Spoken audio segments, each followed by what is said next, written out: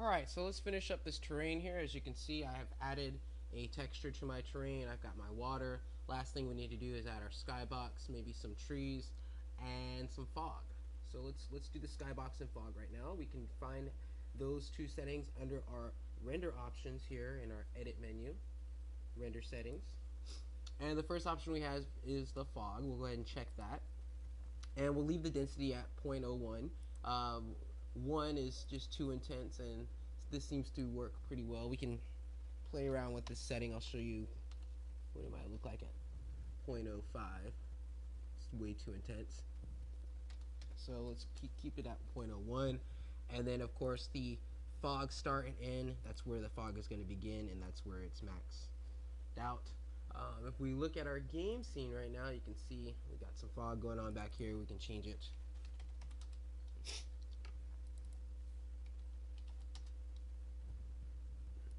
Really not showing too much of a difference.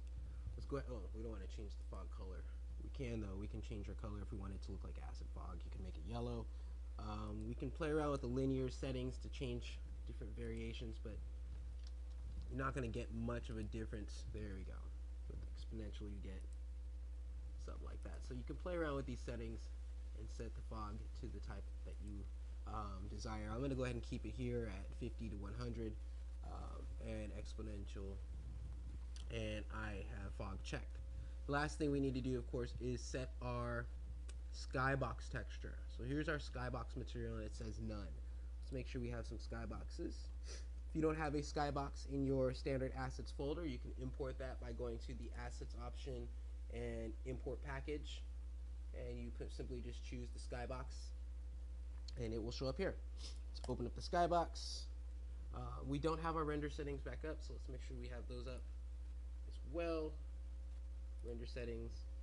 And all we're going to do is just drag one of these skyboxes here. The sunny sky 2, starry night, overcast. Let's try overcast for this one. So I'm going to click and drag, and I'm going to drag this right into the skybox material slot where it's highlighted in blue. I'll let go, and I get my overcast right here. Alright, let's add some trees to our scene. Give it a little bit of foliage, and we'll paint some grass where those trees are. So we're going to select our terrain, and we're going to come past the paintbrush options to our place tree option. Trees, no trees defined. So we might have to import a tree package.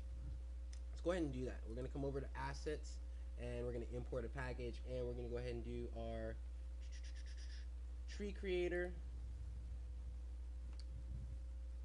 And we should also import our, yes, let's import all of that. And let's import our terrain assets as well. So we might find some trees in there. We're simply looking for 3D models of trees. Unity does have a tree creator application which allows you to create your own tree variations, and we'll go look at that in the next tutorial, but for now we're just going to grab a 3D model of a tree and scatter it around our scene. So we need to have a tree. Let's go ahead and get our asset for our terrain. So we'll import our package, and we're going to go ahead and import the terrain assets as well, and we'll click import.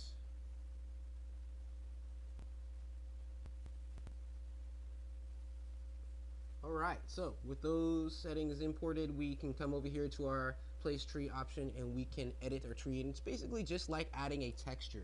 We're simply locating a tree model, and we're giving it a bend factor, and we can click on here and open up. It should show us all of the different models in our scene. So we only have a few trees right now, but I'm sure we can import more later on, and later on I hope that you take that on and bring in your own custom trees. I'm going to grab this tree here, and I'll just go ahead and click on big tree, and I'll click add, and we can randomly scatter these guys around by clicking mass place trees, or we can paint these trees like we have in painting our terrain. So give us a better idea of this, let's go ahead and turn our fog off for now. So we'll come over here to effects and turn that off, and we'll come here and we will just start painting. So brush size, I'm going to turn this down. Tree density, I'm going to turn that down a bit. Color variation, let's go ahead and make that different. Tree height, we'll go ahead and pull that down a bit. Variation, this just randomizes everything. Tree width, a little bit fatter than higher. Variation. Alright, so let's just start painting, and as you can see, different trees appear. And these are just 3D models. They do not have collision detection, so you can literally walk through them. You can set these to react to collision as 3D models, but since they are generated for us, they do not have them by default. Alright, so if we wanted more trees, of course, we can increase the density here, and we'll paint and get more trees. And there we go. Alright, so let's go ahead and grab our FPS character. We'll go to our character folder, and we'll grab our first person character. Actually, let's do the third person, just for the sake of it. We'll drag him in here. We'll drop him. We'll reposition him so he's above the ground. And we need to remove the main camera, so let's go ahead and do that. We'll select the main camera, and then we'll click delete. And then let's run our game. Hit the play button, and you should be in third person mode now. It's going to take a second to load, especially since I've generating all these trees and I'm running my camera.